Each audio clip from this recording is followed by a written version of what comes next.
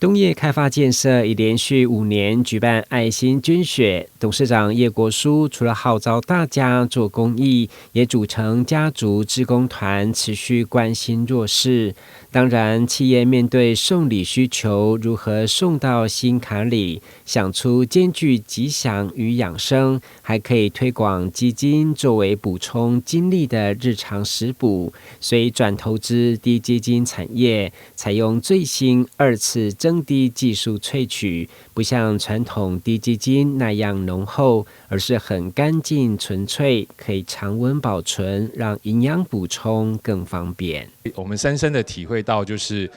平常在送禮的時候，可能不知道要送什麼禮這樣子，所以有別於現在董事長他呢有送禮的一些需求，所以我們找到一個非常技術超前的代工廠。好，可以，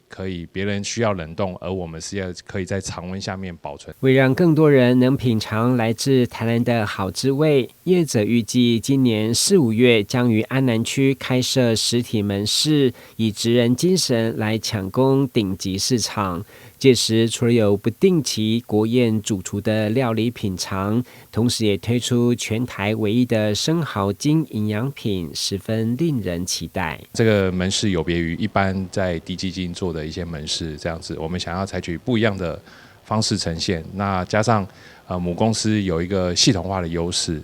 我們不定期的會請國宴主廚來我們這邊做一個菜式的展示。那我們還提供了一個非常特別的產品，就是在目前全台灣沒有生蠔精這個產品，那我們還加上了一個黑瑪卡，那補充平常